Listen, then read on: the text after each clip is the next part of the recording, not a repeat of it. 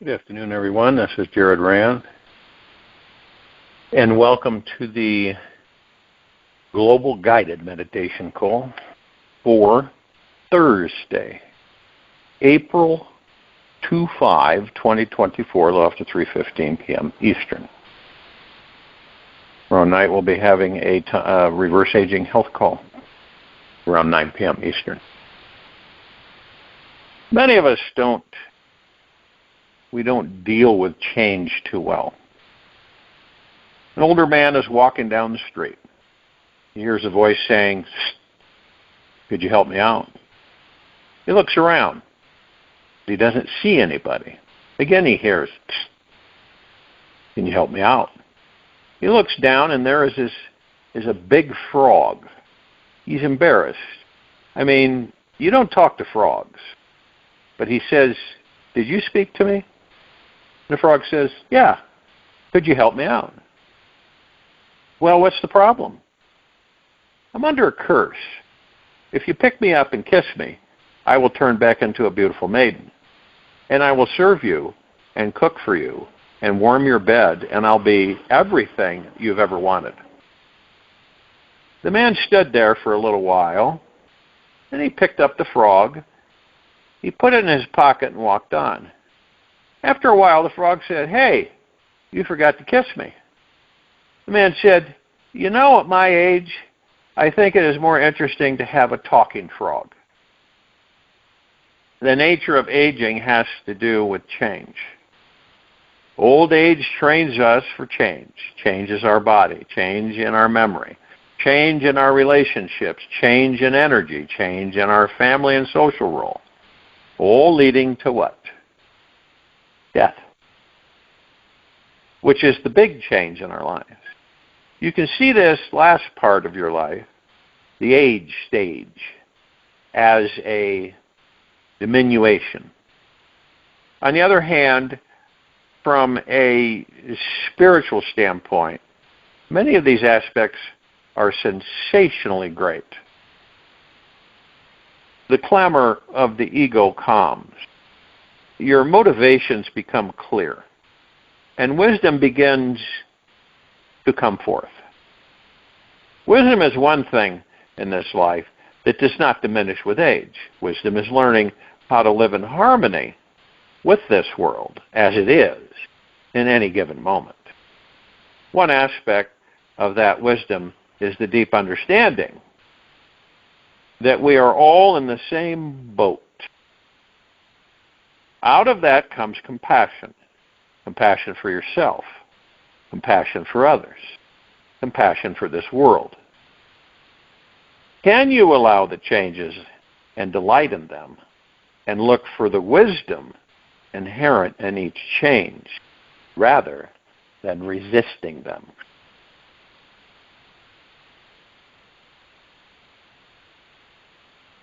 Changing phenomena are endlessly wonderful and fascinating. But when who we think we are begins to change, fascination turns into what? Fear. Aging brings personal changes that are both physical, psychological. It's painful and confusing when the body doesn't do what it used to do. And it starts to do a lot of things it didn't used to do. Physical changes are endless. And if you're identified with your body, they completely grab your consciousness. Whole Sun Belt colonies in places like St. Petersburg, Florida, or Phoenix, Arizona, are full of people sitting on benches reciting these changes to each other. What we're talking about here is that, you have older people sitting and talking about their bodies, right? All kinds of things. You know what I'm talking about.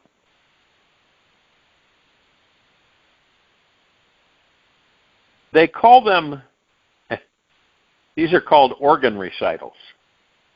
You don't ask, how are you? Unless you have the time to listen. While you can hear how real that is for some people, just imagine sitting on those same benches with people like Albert Einstein, Pablo Picasso, Claude Monet, Mark Chagall, Bob Hope, Grandma Moses, or Margaret Mead. Can you imagine them having the same responses? Part of how we deal with change depends on our perception.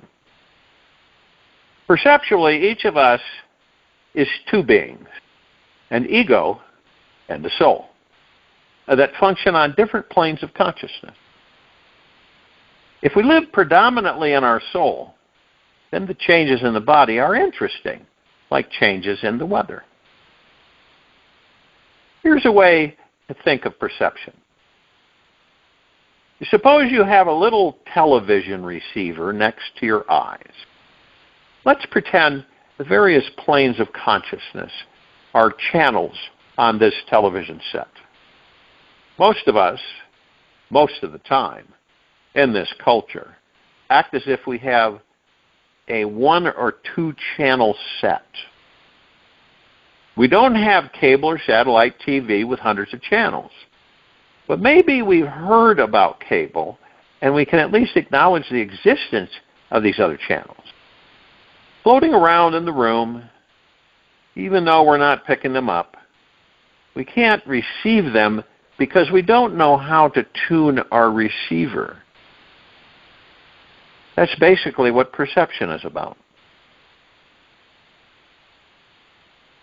On channel 1, when you look at another human being, you see the physical body. Old, young, dark, light, fat, thin, and so on. Especially if you're obsessed with your own physical body. That's what you see when you look at this world. Other people's physical bodies. That's the channel you're seeing. Youth, sex, fitness, fashion, beauty, sports. You know the programming. Flip to channel 2. And you're in the psychosocial realm. You see power.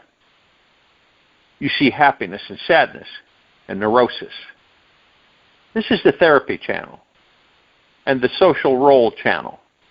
Here, we are mothers and truck drivers and lawyers, all the different roles and identities, intricacies of character and interaction. All the social stuff. It's as the world turns, a fascinating, never-ending soap opera that just goes on and on and on, episode after episode after episode. Most people are happy with Channel 2. Maybe 98% of the people we meet are busy with these 2 channels all the time. Now suppose you turn to yet another channel. This is the astral channel. Here, you're seeing archetypes. The Jungian archetypes. You're dealing with what are called astral and mythic roles and mythic identities. It's the sort of place where you see people in their mythos rather than in their personality structures. You'd look at me and you'd say, he's an Aries. I just knew it. In the same way, you'd know someone is a Sagittarian or a Leo. On this channel, there are only 12 of us in various permutations. But if you flip to the next channel, you go beyond all those individual differences. And all you see is another soul, just like you. All the packaging is different. But inside the wrapping, each one is another being just like you. That's when you say, are you in there? I'm in here. How'd you get in that one? All of the personality stuff, and the astral and mythic archetypes, and the physical form, all of it is packaging. Inside, you see the individual spiritual entity. Now, just for fun, turn the channel once more. Here, you're looking at yourself. You're looking at yourself. Pure awareness, looking at itself. And there's only one of it. You try to live life in a way that is harmonious, which what you know on these other planes of consciousness. That harmony is part of the wisdom that comes with age. Learning how to grow old is the masterwork of wisdom. And one of the most difficult chapters in the great art of living. One of the subtle traps of the ego, of the mind, getting caught on channel 1 or 2, is your concept of time.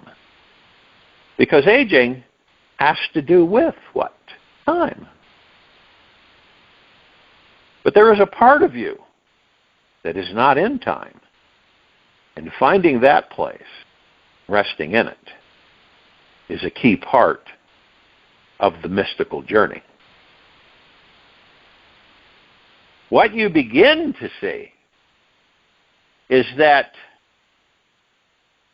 the spiritual journey is one of going deeper and deeper and deeper into your being, going beyond the part of you that changes, to seek the part that does not change.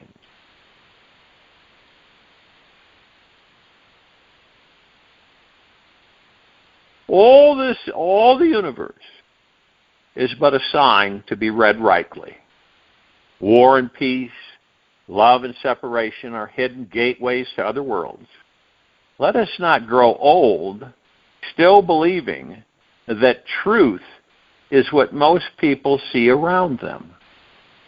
That quote's from Ramana William Buck. Here's the predicament. I wouldn't say for all of us, but I would say for a lot of us. Things change. My car gets old. My body gets old. The external changes are obvious. The harder and subtler task is to recognize that thoughts and feelings are also part of what changes. Now, we all know, at least most of us, as we age, some of those thoughts and feelings in your life will be traumatic because they counter the core model of who you think you are. As long as you identify with your thoughts and feelings, as long as you think those thoughts and feelings are you, they will be a source of suffering. As you face the changes associated with aging, you can get trapped in a whole list of grim psychological possibilities. Some of them are what? Despair, depression, feelings of worthlessness, frustration, doubt, vulnerability, forgetfulness, irritability, loss of self-confidence, fear of the future, obsession with possessions, lack of meaning, loss of friends, fear of not having enough money, no one to touch, loss of power or influence, lack of focus and goals, just to name a few. Part of the psychological trap is our social support system, which also changes as we retire from our life's work. Now, you may have to leave your home. You have less responsibility. Reward systems you work so hard for don't reward you anymore. You may try to maintain psychological security by holding on to things as they are, but you never know. There is a story of a farmer who had a horse that ran away. His neighbor came by and said, "Oh, that's terrible." Farmer said, "You never know." The next day, the horse came back. It was leading 2 other wild horses. Neighbor said, "That's wonderful." And the farmer said, "You never know."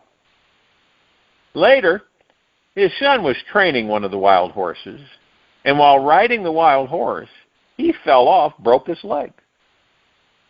The neighbor came by and said, "That's terrible." Farmer said, "You never know." The Cossack army came through, recruiting everybody, taking away all the able young men. They didn't take the farmer's son because he had a broken leg. The neighbor came by and said, "That's wonderful." And the farmer said, "You never know."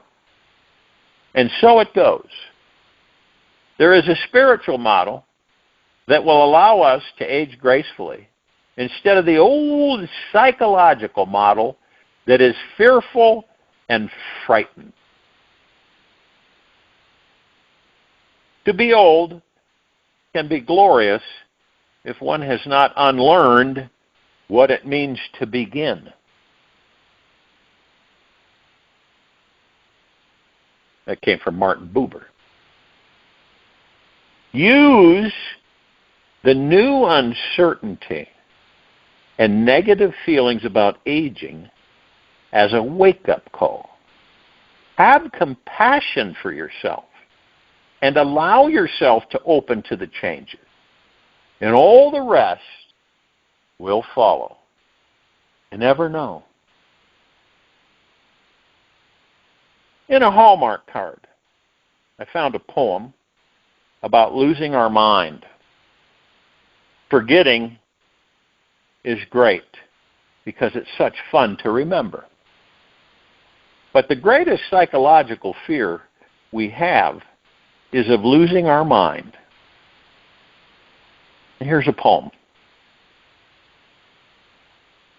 Just a line to say I'm living. I'm not among the dead. Though I'm getting more forgetful and more mixed up in the head.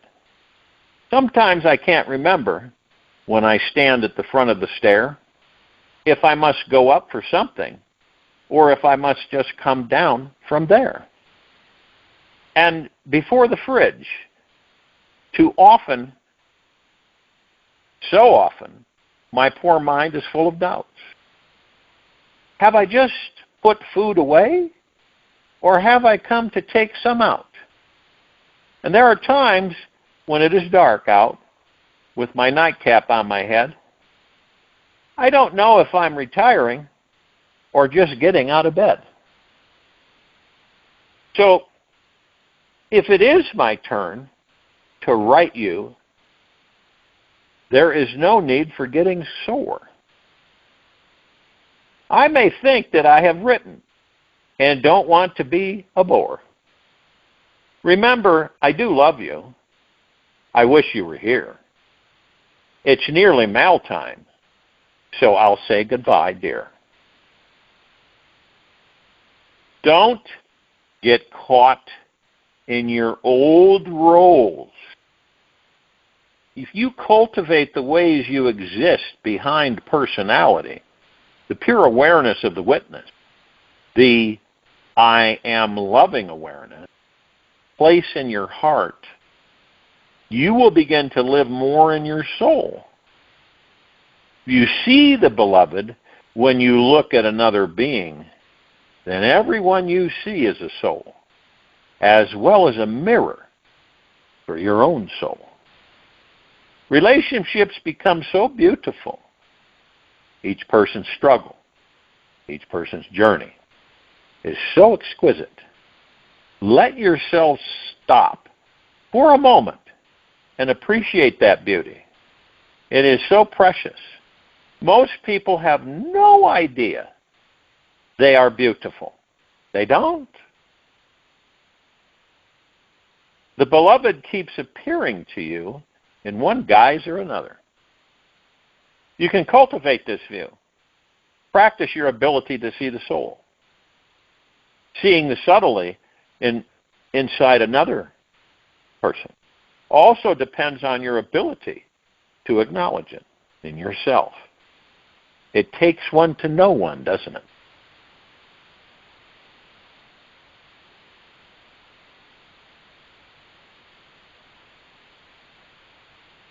Conscious aging has to do with what? Letting go again. Has to do with letting go, which allows us to come into the present moment, into spirit. Hold on tightly, let go lightly. Making believe you are done with something, you are not truly finished. With what? Making believe you are done with something you are not truly finished with will slow you down on your journey to God. Equally trying to hold on to something you are done with will slow your journey. How do you get on with it? You give up the things that don't get you to God. What do you give up? It's not just material stuff. It's also the ways you identify yourself, how you feel about yourself. For instance, give up your unworthiness. Don't analyze it. Just give it up. Keep giving up your guilt, your anger, and your preoccupation with your own melodrama. It's just a melodrama, a soap opera. Don't you already know how it comes out? You took this birth because you have work to do that involves suffering and the kinds of situations you find yourself in. This is your curriculum for this birth. Where you are now, with all of your neurosis, problems, is just the right place. This is it, and it's perfect. Live life fully and richly to a partner with God, and accept what comes with openness and love.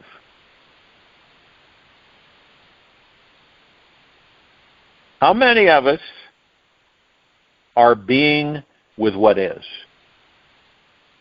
Expand your perception of this world to include the horrible beauty of decay. Look at decay and see how beautiful it is in its own way.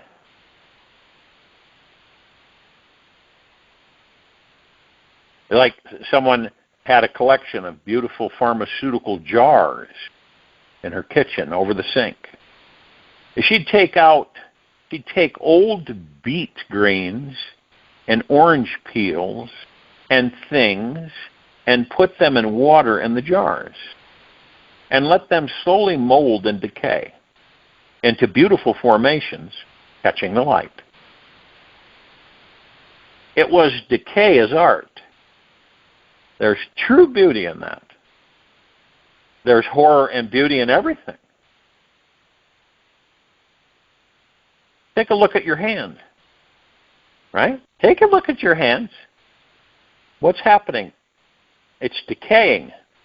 It's beautiful and horrible at the same time, at the same moment.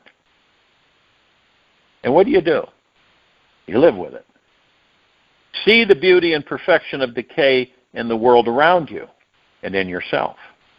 And just allow it to be. There are some unappreciated advantages to aging.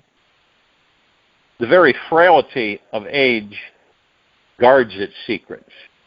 To many people, you become irrelevant, which gives you more time to do inner work. Francis, a resident in a nursing home, wrote, "Lack of physical strength keeps me inactive and often silent. They call me senile. Senility is a convenient peg on which to hang nonconformity. A new set of faculties seems to be coming into operation. I seem to be waking to a larger world of wonderment. Catch little glimpses of the immensity and diversity of creation, more than at any other time of my life. I seem to be aware of the beauties of our spinning planet and the sky above. Old age is sharpening my awareness. It is interesting to see how age can work to one's advantage spiritually." Now you go into a place, right? There's no computers, there's no television, there's no books. The room, right? I would just sit and go inward. This sounds strange, but I used to go to monk monasteries because there were no newspapers, there was no music, there was no television, there was no nothing. Everyone was silent all the time. So I'd go into a quiet place, as I could find, and just look at what happens when you get old. You lose your hearing. You lose your sight. You can't move around so well. You slow down. What an ideal time to meditate. If any message is clear, that's it. Yet we treat aging as an error or a failing. That distortion comes from defining ourselves in terms of doing instead of being. But behind all the doing, all the roles, we just are. Pure awareness, pure consciousness, pure energy.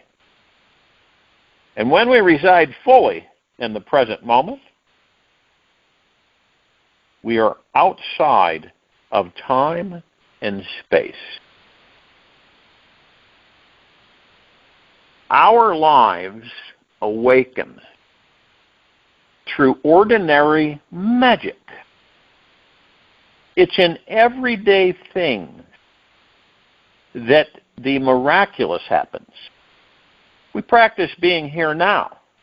We develop the sensitivity to perceive and appreciate the daily miracles of our lives. I have a sign. I've had it for years. It's all gold glitter. It's wood. It's carved out of. And it says, "Believe in miracles." And I have light on it at a certain angle so that it constantly sparkles. It's a reminder. For a while, you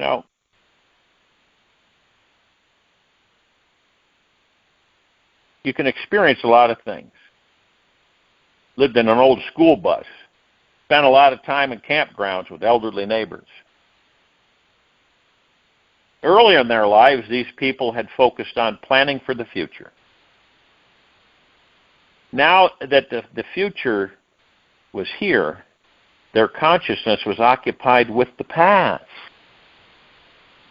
I heard heavy doses of sentimental reverie. And as I was thinking about this, I wondered, whatever happened to the present moment? What happened to just making tea? What happened to this consciousness of just being together in this beautiful place under the stars? Their minds are holding on to an identity that they were constantly reinforcing by reliving the past. Any memory of a high moment you've held to keep you from this present moment. And right here is the living spirit. If not here, then nowhere. Now, isn't preparation for later? Here and now is it. There is a spaciousness and acceptance of what is in the moment that says, yes, so, to everything. Whether it's ugly, beautiful, boring, confused, dead, angry, the dark night of the soul, or the brilliant light of the spirit. This is just the way it is. And just the way it is the spirit. This moment is just enough to come more and more and more fully into the moment, is to fully appreciate the infusion of the spirit. Once you've tasted what it's like to be in the spirit, to be with the beloved, you can't stand to be away. Coming fully into the moment is like coming through a doorway to another dimension of consciousness, into being here now. In Walden, Henry David Thoreau wrote, "Sometimes I sat in my sunny doorway from sunrise till noon, wrapped in a reverie amidst the pines and hickories and sumacs, in the undisturbed solitude and stillness, while the birds sang around or flitted noiseless through the house, until by the sun falling in at my west window, or the noise of some traveler's wagon on the distant highway, I was reminded of the lapse of time. I grew in those seasons like corn in the night, and they were far better than any work of the hands would have been. They were not time subtracted from my life, but so much over and above my usual allowance. I realized that the Orientals mean by contemplation and the forsaking of works. In a letter he also wrote, to some extent, and at rare intervals, even I am a yogi.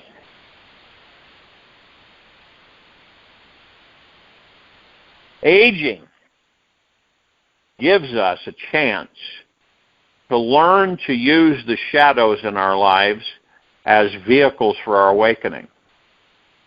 And the longest shadow of all is what? Well, on this planet, we call it death. How we relate to death is this key spiritual work of aging. And how we see death is a function of how much we identify with that which dies. Egos die. Souls don't die. But this, that one can contain, death, the whole of death, even before life has begun, can hold it to one's heart gently and not refuse to go on living, is inexpressible. I encourage everybody on this planet to make peace with death. I don't care how old you are. Doesn't matter. To see it as the culminating event of this adventure called life. Death is not an error. It is not a failure. it's like taking off a tight shoe. Confucius says, those that find the way in the morning can gladly die in the evening. For some of us, the subject of death is easy to talk about. And for some of us, it's a little threatening and frightening. I recognize all that. But part of the essential spiritual work for us at any age is to find a way to be with death. An old tombstone inscription reads, "Dear friend, please know as you pass by, as you are now, so once was I. As I am now, so you will be. Prepare yourself to follow me." Take that epitaph as a deep and eternal loving from beyond. And let us prepare ourselves. Now, I realize it's presumptuous of me to talk about death as if I know about it. But I do have chutzpah, or you could call it Sanskrit, or a lot of nerve. In my meanderings through realms of consciousness, over years and years and years, something happened to me that changed my attitude toward death. A lot of the fear that surrounds death has left me. Partly that is from being with the God that I am, getting glimpses of that perspective. And then you see life and death from beyond the physical body as part of a long parade of births and deaths. And not everyone is ready to talk with you about dying. We have to honor all of our individual differences.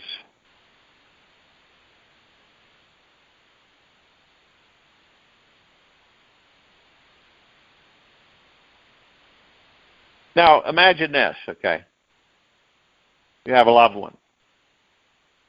And they're going to go in and they're going to have minor surgery. You know, I get a kick out of that. Nothing's minor.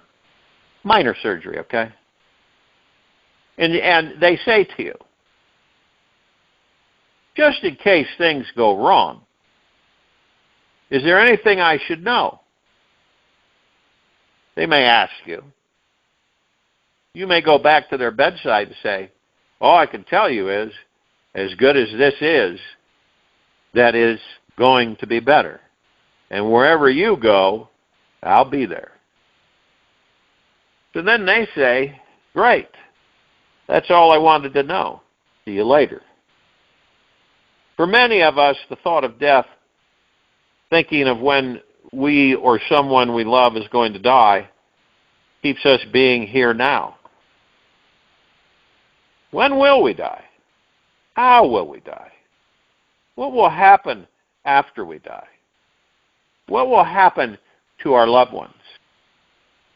What about all the things we hope to accomplish? These deep fears and anxieties about our survival keep us from living fully. Keep us from living fully in the present moment. Most of us are convinced that we are our egos, which is who we think we are. The ego is part of our incarnation. It dies with the body, which is why we are so afraid of death. Death scares the hell out of who you think you are, especially if you think you are this body. Being around death forces you to open to a deeper part of yourself, the shadow, especially the shadow of death, is the greatest teacher for how to come to the light. The fear of death is an anticipatory fear. The only real preparation for death is the moment-to-moment process of life. When you live in the present moment, you are not living in the future or in the past. Don't prolong the past. Don't invite the future. Don't alter your innate wakefulness. Don't fear appearances. There's nothing more than that. When we are fully present in the moment, there is no anticipatory fear, no anxiety, because we are just here and now, not in the future. When we are resting in our souls, death is just closing a chapter in a book.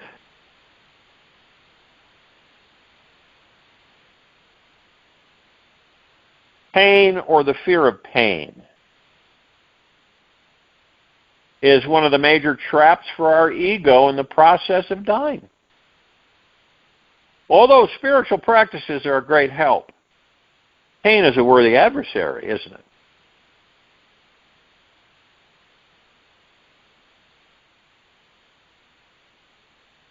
Now, what helps me the most is identifying with the soul level of consciousness and staying centered in mantra. Okay? We are not our bodies. But when our bodies experience pain, that is often difficult to remember. That's one reason it's important to do spiritual practice when we are healthy, so that we remain centered in the spirit when we are not. Physical pain or emotional pain is a thought as well as a sensation. And working with pain, you will witness these thoughts and feelings and don't identify with them. We are not our pain. The pain is our body and our mind. Understand to be present in your soul. It isn't easy. Wavy gravy sums it up well. Pain sucks. Truly relieving that mental and emotional side of pain, your own or anyone else's, depends on maintaining your spiritual center. Witnessing from your spiritual heart and not identifying with the painful sensations, thoughts, and emotion. Pain is a fierce motivator. From the spiritual standpoint, it's one of those places where the rubber meets the road. Now, in conventional Western medicine, people can now decide for themselves, in collaboration with their doctor, how much pain medication they need. Turns out that when people know that they have control over their pain, they need a lot less medication. Because often pain is actually made worse by the fear of pain. When working with pain, give it its space, allow it to be, and know that your awareness of the pain is separate from the pain itself. Opening to the pain allows it to be part of the reality you are witnessing, and it decreases the resistance to it, allowing you to relax around it. Open to what it is, acknowledge it, give it space, bring your awareness to it as another sensation. Pain is, and you are.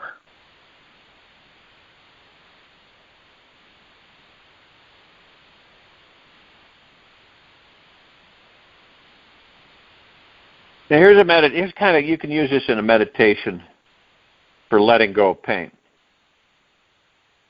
Consider the possibility that the resistance to the pain and the fear pain may evoke may be more painful than the pain itself. Notice how the resistance closes your heart, fills your body, mind with tension and dis-ease. Keep relaxing the resistance, the tightness that has accumulated around the pain. Soften around the pain.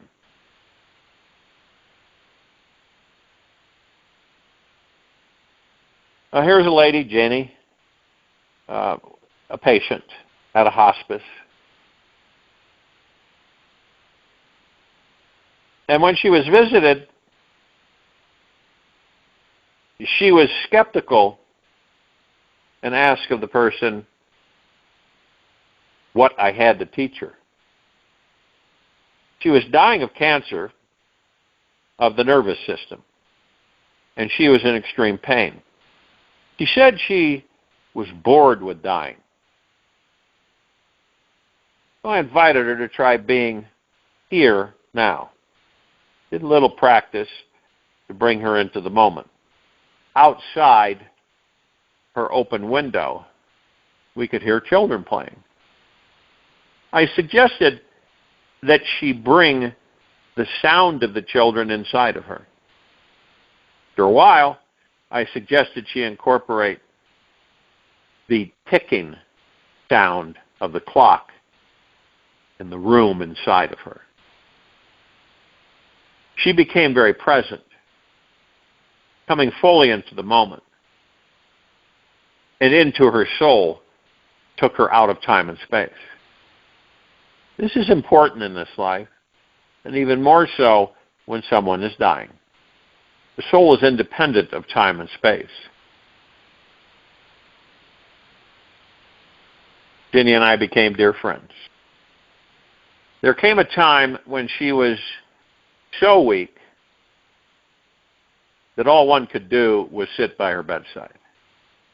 She was literally writhing in pain, twisting her head, rubbing her hands over her body. Her expression was one of very intense pain. So I sat next to her. Meditation on the decaying body. This is a formal meditation on the stages of decay of the human body. You sit there wide open, not closing your eyes or going off to some other place, just staying with her, noticing the pain, noticing the whole thing. I was letting my emotions flow, but not holding on or clinging to them or getting into judgment. I was just watching the laws of the universe unfold, which is not easy to do around death, especially with someone we love because of our emotional attachment. So as I sat there, watching the pain and suffering, I started to experience a great deep calm. The room became luminous.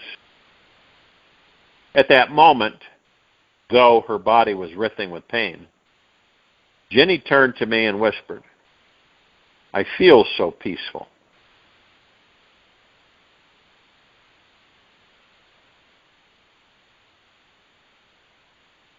In this meditative environment, she had been able to move beyond the pain and experience deep peace. We had created a vibrational space that we could be in together. Neither she nor I wanted to be in any other place in this universe at that moment. A feeling of bliss permeated the room. All I had done really was not to be freaked out that she was dying or in pain. Each of us has our own work to do, our own unique karmic predicament. But what's most important is where we are doing it from. That is our point of view. Are you doing it from your ego, your role, your personality, or from a place in you that doesn't change? Your spiritual heart, your soul. I'll join you in the meditation, and I'll return to close us out.